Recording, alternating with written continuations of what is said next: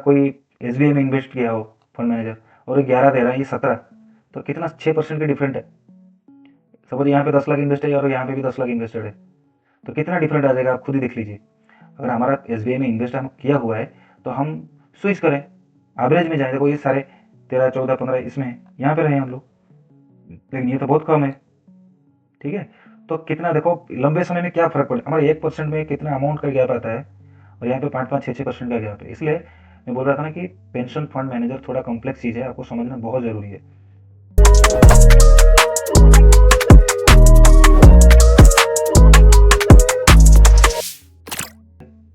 Welcome to income से निवेश तक। आज हम बात करने वाले हैं भारत की सबसे भरोसेमंद रिटायरमेंट योजनाओं में से एक, एनपीएस यानी नेशनल पेंशन सिस्टम। अगर आप चाहते हैं कि सुरक्षित रिटायरमेंट, अच्छे रिटर्न और टैक्स की बचत हो तो ये वीडियो आपके लिए बहुत हेल्प करेगा।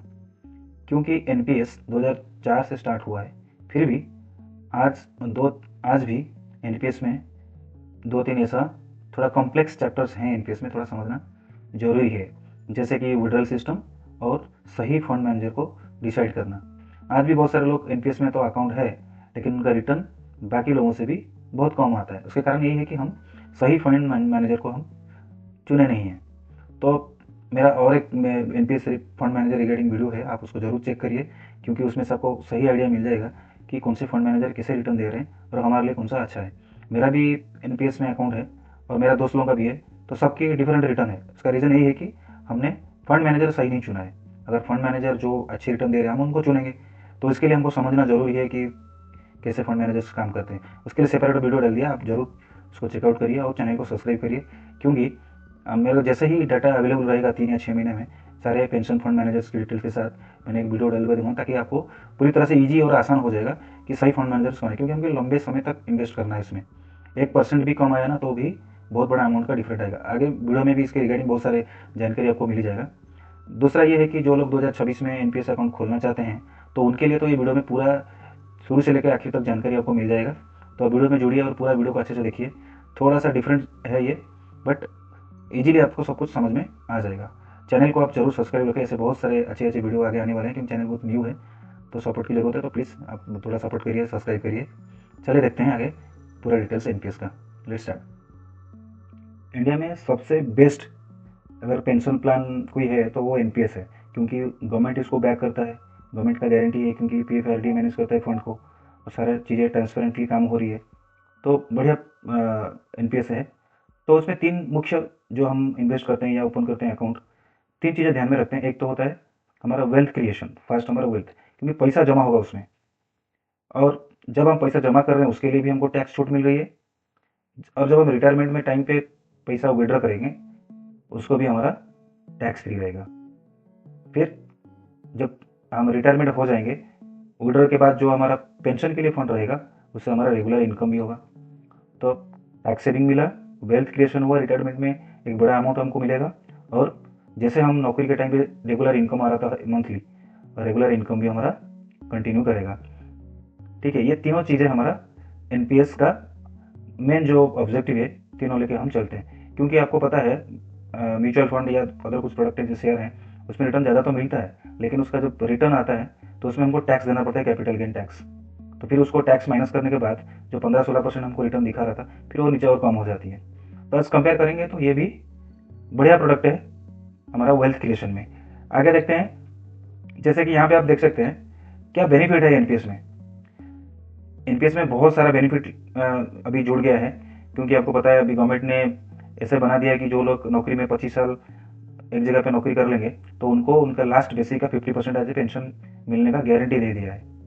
और भी रूल्स है, तो अगर किसी को भरोसा नहीं है कि एनपीएस में रिटर्न अच्छा मिलेगा या नहीं मिलेगा, क्योंकि मार्केट में इन्वेस्ट होता है, तो गवर्नमेंट ने उसके लिए भी डिसीजन ले लिया कि आपको गारंटी है 50% आपका लास्ट बेसिक का पेंशन मिलेगा अगर आपको सही रिटर्न ना मिला तो।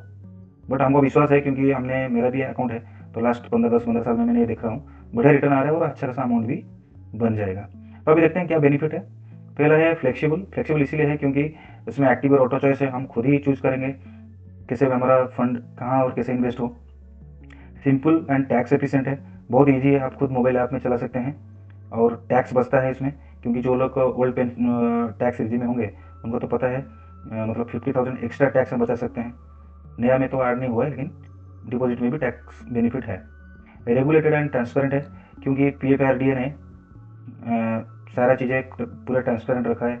आप खुद उनके वेबसाइट विजिट करके सारा चीज़ें देख सकते हैं, या आपका पैन नंबर से लॉगिन करके भी आप डिटेल चेक कर सकते हैं। डेली बेसिस पे भी चेक कर सकते हैं, चाहे आप कितनी बार चाहें आप देख सकते हैं आपका कैसे मूव हो रहा है, फंड क्या कर रहे हैं, सारा चीज़ें क्लियर है पूरा। लो कॉस्ट है एंड कंपाउंडिंग पावर भी है। कंपाउंडिंग पावर इसलिए क्योंकि हम लंबे समय के लिए इन्वेस्ट कर रहे हैं। अगर हमारा नौकरी 25 साल में लगता है तो हम 35 ईयर तक डिपॉजिट करेंगे। अगर 30 में लगा तो 30 ईयर मिलेगा। तो लंबा समय के लिए हमको कंपाउंडिंग पावर को देखने को मिलेगा इसमें, और चार्जेस बहुत कम है, तो इसलिए low cost. Online access and management है, क्योंकि बहुत सारे मोबाइल ऐप भी बना दिए हैं, वेबसाइट भी बना हुआ है। पोर्टेबल है, पोर्टेबल मतलब हम अगर कोई कंपनी में काम करें, वहाँ पे जब हमने छोड़ दिया, दूसरे जगह ज्वाइन किया, तो दोबारा NPS अकाउंट खोलने का जरूरत नहीं है। वही प्रान नंबर को हम कैरी फॉरवर्ड कर देंगे न्यू ऑर्गेनाइजेशन में, फिर उसमें वो डिपॉजिट करेंगे। तो ये पोर्टेबल हो गया। एक ऑर्गेनाइजेशन दूसरा ऑर्गेनाइजेशन हम जो जॉब स्विच करेंगे तो सेम हमारा NPS अकाउंट कंटिन्यू होगा, ना कि हमें नया खोलना पड़ेगा। अभी हम देखते हैं कि अकाउंट क्या, कैसे कैसे अकाउंट है उसमें। उसमें दो अकाउंट है, एक Tier 1 है, Tier 2। एक्चुअली पेंशन अकाउंट जो है Tier 1 अकाउंट है।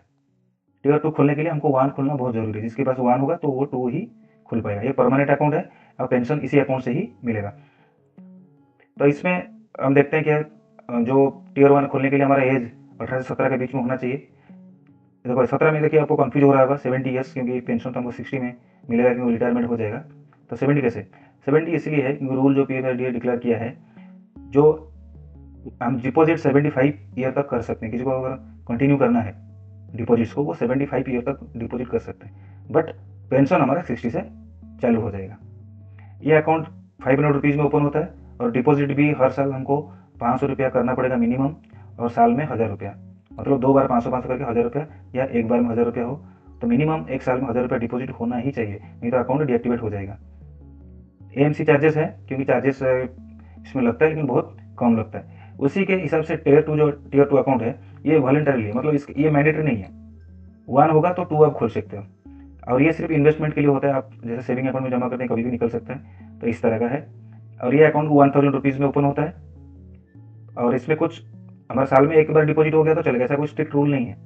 ये पूरा एकदम आपके ऊपर डिपेंड है, आप कितना जमा करो कितना निकालो। फिर लाइक ये सेविंग अकाउंट जमा किया और निकल गया, ज़्यादा इसमें कुछ स्ट्रिक्ट रूल नहीं है 2 के लिए। 1 के लिए है, 1 में आपको अकाउंट को एक्टिव रखना है, मिनिमम डिपॉजिट रखना है, ठीक है। सब चीज़ें फॉलो होता है Tier 1 अकाउंट पे। नेक्स्ट हम देखते हैं बेनिफिट क्या मिलेगा अगर हम NPS अकाउंट ओपन करते हैं। तो Tier 1 में क्या बेनिफिट है और Tier 2 में क्या बेनिफिट है। 1 में तो पहले बताया कि टैक्स सेविंग आपको मिलेगा, जो डिपॉजिट करोगे। ATC में 1,50,000 रुपीज़, और ATCCDE में 50,000, टोटल 2 लाख के ऊपर टैक्स सेविंग इसमें मिलता है, जो लोग ओल्ड टैक्स रेजिम में हैं। फिर बेनिफिट है पार्शियल विड्रॉल है। आपने जब भी पेन जो भी जमा किया है, 3 साल के बाद आपको विड्रॉल को अलाउ कर दिया जाएगा। तो कैसे होगा, हमने विड्रॉल पार्ट में उसको डिस्कसन करेंगे। नेचुरल बेनिफिट ये है कि हमको जब 60 एज हो जाएगा, हम टोटल डिपॉजिट अमाउंट का लमसम 60 ले लेंगे, और 40% हमारा NPS जो एन्युटी प्लान में चला जाएगा, और हमको रेगुलर पेंशन मिलता रहेगा, और जो मंथली जो पेंशन मिलेगा वो टैक्सेबल रहेगा। ये इसका बेनिफिट है। पैसा जमा होगा, और लास्ट में हम उसका पार्ट करके आधा हम लमसम विड्रॉ करेंगे, और आधा हमारा इसमें चला जाएगा जिसमें हम पेंशन मिलेगा। Tier 2 अकाउंट वो सिर्फ उसका ओपनिंग करना बहुत आसान है, क्योंकि जिसके पास Tier 1 अकाउंट है तो वो Tier 2 खोल सकते हैं। इसमें कुछ रूल इतना ही टाइट नहीं है, फ्लेक्सिबल विड्रॉल्स हैं। आप कभी भी एंट्री और एग्जिट कर सकते हैं, नो एग्जिट लोड कुछ भी नहीं है। आप जमा करो, जब भी मन किया तभी आप विड्रॉ करा सकते हो, और Tier 2 अकाउंट का बैलेंस भी आप Tier 1 को स्विच कर सकते हो, ले सकते हो ट्रांसफर करके। तो कोई लिमिट इसमें नहीं है। दोनों में बेनिफिट है, लेकिन ज़्यादातर बेनिफिट हमारा 1 में है, Tier 1 अकाउंट। और यही मैंडेटरी अकाउंट है। जो पेंशन NPS अकाउंट खोलने का मतलब है कि हमको Tier 1 अकाउंट ही खोलना है। Tier 2 खोलने के बाद ही अलाउ होता है, और ये पूरी तरह से ऑप्शनल है। आपकी इच्छा, अगर आपके पास बहुत पैसा बच रही है सारे खर्चे के बाद, आप चाहते हो कि थोड़ा सेफली इन्वेस्ट किया जाए, तो आप 2 में भी जा सकते हो। नेक्स्ट हम देखते हैं कि डिफरेंट क्या है, Tier 1 Tier 2 से कैसे डिफरेंट है।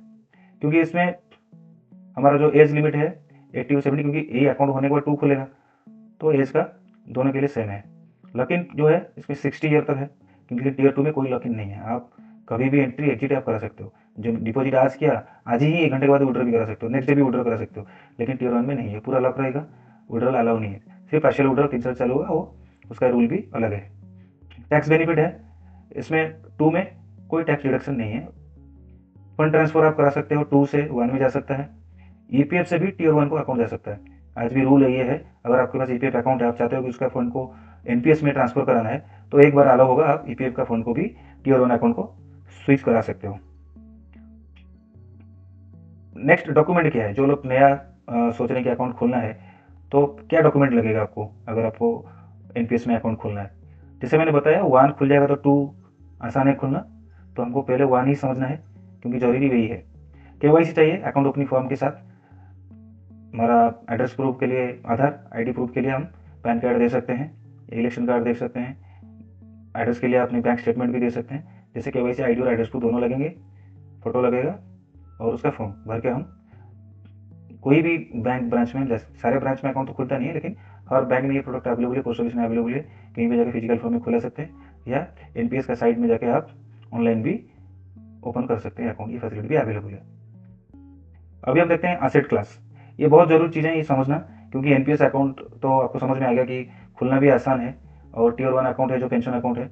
बाकी मेन जो चैप्टर है कि एसेट क्लास क्या है उसमें, क्योंकि जो पैसा आपका जा रही है तो कैसे वो अलोकेट होता है, फंड मैनेजर उसको कैसे मैनेज करते हैं, ये आपको इसलिए समझना है क्योंकि ये आपको चॉइस दिया जा रहा है। आप खुद डिसाइड करो किस तरह का फंड में, किस तरह का अलोकेशन में आपको पैसा को इन्वेस्ट करना है ताकि आपको ज़्यादातर रिटर्न बेनिफिट मिले। अभी हम देखते हैं, इसमें देखिए 4 एसेट क्लास है, ई, सी, जी और ए। ई मतलब इक्विटी, मतलब शेयर बाजार, स्टॉक मार्केट। सी कॉर्पोरेट डेप्ट बॉन्ड, जी मतलब गवर्नमेंट बॉन्ड, और ए अल्टरनेटिव इन्वेस्टमेंट। अल्टरनेटिव इन्वेस्टमेंट में पैसा हमारा इन्वेस्ट होता है इंफ्रास्ट्रक्चर में, जो बॉन्ड्स हैं वो इसमें आता है अल्टरनेटिव इन्वेस्टमेंट में, बट ये थोड़ा रिस्की फंड में इन्वेस्ट होता है, तो इसका जो कैप है 5% रखा हुआ है। तो एलोकेशन कैसे होता है, सारा मिला के 100% होना चाहिए, बट मैक्सिमम किसमें क्या कितना करना है सबके लिए चॉइसेस सेटअप है। 2 चॉइस है इसमें है, ऑटो चॉइस और एक्टिव चॉइस। एक्टिव चॉइस मतलब क्या होता है, जो चॉइस में हम खुद एक्टिवली इन्वॉल्व होंगे, हम डिसाइड करेंगे जिसमें इन्वेस्ट करना है, उसी में ही फंड मैनेजर हमारा एनपीएस हमारा पैसा को इन्वेस्ट करेगा। ऑटो चॉइस में बहुत सारे सिस्टम्स बना हुआ है, आप अगर ऑटो चॉइस कर दिया, सिस्टम ऑटोमेटिक आपकी एज के हिसाब से फंड को इन्वेस्टमेंट करा देगा, क्योंकि एज के हिसाब से हमारा रिस्क, मतलब फंड में ऐसा फंड में इन्वेस्ट होता है ताकि कम एज तो ज़्यादा रिस्क वाला एसेट में इन्वेस्ट होगा तो रिटर्न भी ज़्यादा मिलेगा और रिस्क भी ज़्यादा रहेगा। जिसकी उम्र बहुत रिटायरमेंट क्लोज है तो उनका सेफ्टी वाला फंड में इन्वेस्ट होगा ताकि रिस्क कम हो और रिटर्न भी कम हो, लेकिन रिस्क नहीं चाहिए जिसको, तो उसके लिए ऑटो चॉइस। और जिसको थोड़ा रिटर्न ज़्यादा चाहिए और वो खुद चेक करेंगे कौन से फंड मैनेजर्स कैसे इन्वेस्ट रिटर्न दे रहे हैं, तो उसके लिए एक्टिव चॉइस बहुत बढ़िया है। यहाँ पे एक बार देख लीजिए एलोकेशंस को, क्योंकि टीयर 1 में अगर हमने शेयर बाजार में इन्वेस्ट करते हैं, इक्विटी में इन्वेस्ट करते हैं, ई में मैक्सिमम हम 75% ही इन्वेस्ट कर सकते हैं। टोटल 100 रुपये से हम 75 इक्विटी में इन्वेस्टमेंट कर सकते हैं। रेस्ट आपको जैसे डिसाइड करोगे वैसा इन्वेस्ट होगा। अभी देखेंगे उसका पूरा डिटेल्स कैसे कैसे वो इन्वेस्ट होता है। पहले समझ लेते हैं हम ऑटो चॉइस और एक्टिव चॉइस डिटेल क्या ऐसा है। ऑटो चॉइस जैसे बताया, आपको कुछ करना नहीं है, वो फंड मैनेजर का जो जैसे वो चाहिए वैसा वो इन्वेस्ट करे, लेकिन इसमें 3 टाइप का इन्वेस्टमेंट चैनल है। एक तो होता है एग्रेसिव, दूसरा मॉडरेट और तीसरा कंजर्वेटिव। एग्रेसिव क्या होता है, जिनकी टोटल अमाउंट का 75% इक्विटी मार्केट यानी शेयर बाजार में इन्वेस्ट होगा, रेस्ट बाकी तीनों फंड में इन्वेस्ट होगा। मॉडरेट 50 इक्विटी मार्केट में इन्वेस्ट होगा, 50 गवर्नमेंट और कॉर्पोरेट बॉन्ड में इन्वेस्ट होगा। थर्ड कंजर्वेटिव 25% शेयर बाजार में और 75% remaining corporate and government bond में इन्वेस्टमेंट होगा। ये है ऑटो चॉइस। हम जिस तरह का सेक्शन में इन्वेस्ट करना चाहते हैं वैसे हम डिसाइड कर लेंगे, वो इन्वेस्ट हो जाएगा। एक्टिव चॉइस में हम खुद एक्टिवली इन्वेस्ट करेंगे, खुद हम चुनेंगे कि हमारा इक्विटी में कितना जाना चाहिए, कॉर्पोरेट बॉन्ड में कितने जाना चाहिए, गवर्नमेंट बॉन्ड में कितने जाना चाहिए और अल्टरनेटिव एसेट में कितने जाना चाहिए, क्योंकि अल्टरनेटिव एसेट सिर्फ 5% है, उससे ज़्यादा आप ले नहीं सकते, आपकी मर्जी, लेकिन 5 से ज़्यादा हम कर नहीं सकते। एक छोटा सा एग्जाम्पल हम देखते हैं जो ऑलरेडी रिकॉर्डेड है, क्योंकि लोग करके देख चुके हैं। 15,000 अगर हम लोग हर महीना 15 साल के लिए इन्वेस्ट करते हैं एक्टिवली, तो हमको रिटर्न मिला है 50 लाख के आसपास, और जो लोग ऑटो चॉइस में रखे थे उनको मिला है 43 लाख, मतलब टोटल 7 लाख की फ़र्क है। तो 7 लाख छोटा अमाउंट तो है नहीं। थोड़ा सा अगर हम समझेंगे कि कैसे एक्टिवली इन्वेस्टमेंट होता है, तो हम लोग सिर्फ 15 साल में 7 लाख है, अगर ये नेक्स्ट 15 साल के लिए इन्वेस्ट होगा तो ये 7 की जगह पे 10 से 15 लाख भी डिफरेंसेस हो सकती है। तो इसके लिए फंड मैनेजर का फंड एलोकेशन समझना बहुत ज़रूरी है। कौन से फंड मैनेजर अच्छा रिटर्न दे रहे हैं वो भी जानना बहुत ज़रूरी है। इसके लिए मैं दूसरा वीडियो बना दिया हूँ कि पेंशन फंड मैनेजर्स काम क्या है, कैसे काम करते हैं और कौन कैसे रिटर्न दे रहे हैं आज के टाइम पे, प्रेजेंट टाइम पे।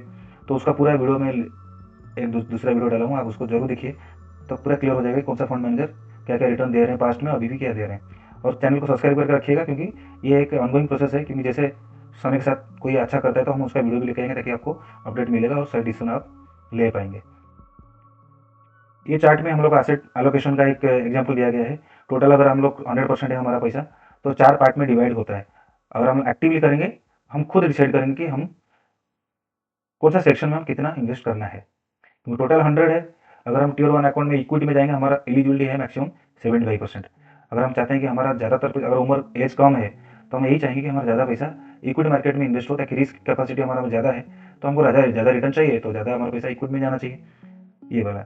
तो ध्यान में रखिए कि इक्विटी मार्केट में ज़्यादा रिटर्न इसीलिए मिलता है क्योंकि शेयर बाजार में रिस्क के साथ रिटर्न भी अच्छा रहता है।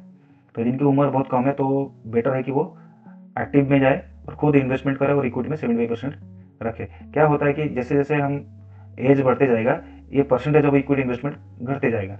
आज 75 है, फिर एक दो साल के बाद ये हो जाएगा 70, फिर 60, फिर 50, ऐसे घटते जाएंगे। बट एक्टिवली आप करोगे तो आपको 45 तक, आप उसको 75 तक भी मेंटेन रख सकते हो। और जो लोग ऑटो चॉइस में चले जाएंगे, तो ये ऑटोमेटिक घटते जाएगा एज के साथ। अभी हम समझते हैं एक्टिव चॉइस, क्योंकि एक्टिव चॉइस थोड़ा कॉम्प्लेक्स है। जैसे मैंने बताया, ये थोड़ा कॉम्प्लेक्स वाला चैप्टर है, इसको समझना बहुत जरूरी है। लोग ऐसे हैं, शुरू से आज के 10-15 साल हो गया उनके पास एनपीएस अकाउंट है, बट वो ऑटो चॉइस करके छोड़ दिया है और रिटर्न उनका 7 से 8% दे रहे हैं, और बाकी लोगों का 13%, 14%, 12% ऐसा रिटर्न है। समझ रहे हो, लगभग 5-6% का डिफरेंट है। ऐसा तो नहीं चलेगा ना।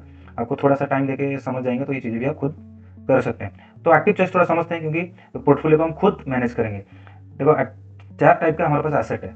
इक्विटी शेयर बाजार होता है, जिसमें 75 हो जाएगा। सी कॉर्पोरेट बॉन्ड, वो भी रिटर्न अच्छा देते हैं, 10 से 11% का इस पर रिटर्न देते हैं, 9-10 देते हैं। जब शेयर बाजार में रिटर्न अच्छा नहीं मिलता, तभी ये दोनों में अच्छा रिटर्न मिल जाता है। कॉर्पोरेट बॉन्ड में और गवर्नमेंट बॉन्ड में, ये दोनों इन्वर्सली रिलेटेड है। तो मार्केट ऊपर जाएगा तो ये दोनों नीचे आएगा, ये मार्केट नीचे जाएगा तो गवर्नमेंट बॉन्ड ऊपर आएगा। तो सब एवरेज आउट हो जाता है, रिटर्न अच्छा मिलता है। तो और जो अल्टरनेटिव एसेट है उसमें 5%। ये आपके ऊपर पूरा डिपेंड है, आप करो ना करो, लेकिन 75% इक्विटी में एलोकेशन में लेना है अगर आपका एज कम है। तो ये एक्टिव चॉइस कैसे काम करता है, उसमें एक देखो, पेंशन फंड मैनेजर जो मैंने बात कर रहा था ना, ये चूज करना होता है हमको। क्योंकि ऑटो में तो आपने ऑटो चॉइस कर दिया, तो जो बाय डिफॉल्ट फिक्स होगा तो वो फंड मैनेजर चला गया। लेकिन आपने फंड मैनेजर चूज ही नहीं किया। अगर आपको डिसाइड करना है कौन सा फंड मैनेजर मेरे लिए सही रहेगा, अच्छा रिटर्न देगा, तो आपको एक्टिव चॉइस में आना है। तो सारा खेला जो है ना, वो फंड मैनेजर के ऊपर है। तो जैसे आप फंड मैनेजर चुनोगे, फिर वो स्कीम आपको भी डिसाइड करना है, मतलब आपको कितना % इक्विटी में लेना है, फिर एलोकेशन करना है। इक्विटी में 75 चला गया, बाकी बचा 25। वो 25 को बाकी रिमेनिंग 3 में आपको डिसाइड करना है, कितना कॉर्पोरेट में लेना है, कितने गवर्नमेंट में लेना है और कितना अल्टरनेटिव में लेना है। ये तीनों चारों चीज़ आपको एक्टिंग में करना है। ऐसा कुछ बड़ा काम नहीं है, डेली डेली चीज़ें करना नहीं है, क्योंकि हमको साल में एक ही बार मिलता है कि फंड मैनेजर को हमको डिसाइड करना है। तो 1 साल के लिए हमने जिसको दे दिया, वो सारा फंड हमारा वही मैनेज करेंगे। ठीक है, तो इसको आप थोड़ा इस तरह का ध्यान रखने के लिए समझना जरूरी होगा फंड मैनेजर का काम। नेक्स्ट हम देखते हैं एक्चुअल फंड मैनेजर क्या काम करते हैं, जिससे इसमें एनपीएस का रिटर्न में इतना फर्क आएगा। क्योंकि पूरा फंड मैनेजर का 3 मेन फंक्शन है। एक तो होता है investment management end fund allocations. वो क्या करते हैं, आपने जो पैसा दिया उसको कहाँ ऐसा इन्वेस्ट करें ताकि रिटर्न ज़्यादा लाए, ताकि उनका भी जो क्लाइंट है वो खुश रहे। तो इसके मेन ये रहता है कि हमारा रिस्क को सही तरीके से एलोकेशन करके कस्टमर से ज़्यादा रिटर्न दिया जाए। रेगुलेटरी कंप्लेंट्स, गवर्नमेंट का जो रूल रेगुलेशंस बना हुआ है एनपीएस को लेकर, ताकि पब्लिक का पैसा सेव रहे, भले रिटर्न बहुत ज़्यादा ना मिले लेकिन पैसा भी सेफली रहे। क्योंकि आज के टाइम पे सारे गवर्नमेंट एम्प्लॉय का एनपीएस में ही अकाउंट है, तो गवर्नमेंट तो कभी नहीं चाहेगा कि लोगों का पैसा खराब हो जाए। तो स्ट्रिक्ट रूल है और फंड मैनेजर का काम है उसको फॉलो करना और सारा चीज़ें ट्रांसपेरेंट रखना, ताकि सबके पास सारा इन्फॉर्मेशन मिले। रिस्क भी मैनेज करना है। जैसे मैंने बताया, जिसका सपोज 55 एज है, अगले 5 साल में उनको रिटायरमेंट होना है, तो अगर मार्केट बहुत नीचे गिर गया रिटायरमेंट के टाइम पे, तो उनको तो नुकसान हो जाएगा। तो उसके लिए फंड मैनेजर काम है, जिनका एज ज़्यादा हो गया, तो वो कैसे एलोकेशन करे फंड को, ताकि मार्केट गिरे भी उनका रिटर्न में कुछ फर्क ना पड़े। तो रिस्क भी ये मैनेज करते हैं। फंड को सही जगह पे एलोकेशन करते हैं, इन्वेस्ट करते हैं, कंप्लायंस करते हैं, गवर्नमेंट रूल फॉलो करते हैं और रिस्क मैनेजमेंट करते हैं। ये 3-4 उनका मेन काम है। लेकिन सबसे बड़ा काम क्या है, हमारा पैसा उनको दे दिया हमने और वो उनकी मर्जी में इन्वेस्ट करेंगे और हमको रिटर्न देंगे। अगर हमने गलत फंड मैनेजर चुन लिया तो 1 साल में अगर नेगेटिव रिटर्न दिया बाकी फंड के खिलाफ तो हमारे तो लग गई पूरी। मतलब क्योंकि इतने छोटा छोटा अमाउंट होकर लंबे समय में बहुत बड़ा अमाउंट डिपॉजिट हो जाता है। अगर आपकी पेंशन अकाउंट में सब 30 लाख से और उस साल वो फंड मैनेजर 8 से 9% रिटर्न दिया इक्विटी में और कोई फंड है जो 12-13 दिया है तो 3-4% का डिफरेंट आ गया ना, 1-2 चलेगा क्योंकि हर फंड मैनेजर कंसिस्टेंटली हर साल अच्छे रिटर्न नहीं दे पाएगा। ठीक है, तो हमको ये भी ध्यान में रखना है कि सही फंड मैनेजर चुनना बहुत ज़रूरी है आज के टाइम पे। ये देख सकते हैं लिस्ट आप, अभी 11 है, यहाँ पे 10 मैंने लिस्ट लिया हूँ, 1-2 नया अभी ऐड हुए, पहले से तो नहीं था। तो स्टार्टिंग में रिलायंस था, अभी उसका नाम नहीं है इसमें। ठीक है, तो ये सारा पेंशन फंड मैनेजर्स हैं, इन सारे प्राइवेट कंपनीज हैं, ये लोग पूरे एनपीएस का सारे फंड को इसी 10 कंपनी हैंडल कर रहे हैं। अभी नेक्स्ट देखते हैं, शुरू से जब से चालू हुआ है ना, क्योंकि ज़्यादातर पैसा इक्विटी में ही इन्वेस्टेड है। आप खुद देख सकते हैं इस सीट में सबसे ज़्यादा रिटर्न कौन दिया है, डीएसपी 16 पॉइंट दिया है, 17 के आसपास है। नेक्स्ट टाटा भी लगभग उतना ही है। बट ये दोनों नया मतलब 2-3 साल हुआ है इस फंड मैनेजर को ऐड हुए, बट फिर भी अगर साल का इतना रिटर्न दे रहे हैं, अगर कोई एसबीआई में इन्वेस्ट किया हो फंड मैनेजर और ये 11 दे रहा है, ये 17, तो कितना 6% का डिफरेंट है। सपोज यहाँ पे 10 लाख इन्वेस्टेड है और यहाँ पे भी 10 लाख इन्वेस्टेड है, तो कितना डिफरेंट आ जाएगा आप खुद ही देख लीजिए।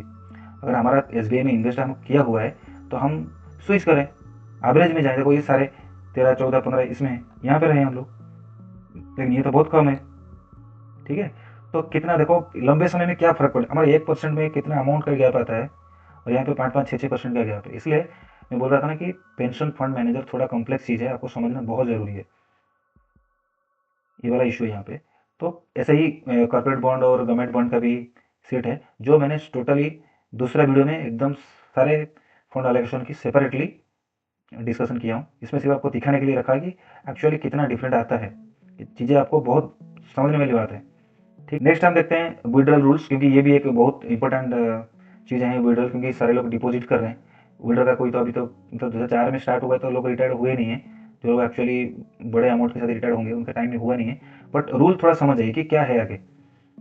यहाँ पे देखो टियर 1 अकाउंट जो है, रिटायरमेंट एज 60, हम 60 में रिटायर होंगे, तो टोटल अमाउंट का 60% हमको रिटायर में विड्रॉल हो जाएगा और उसमें 1 रुपये भी टैक्स नहीं लगेंगे।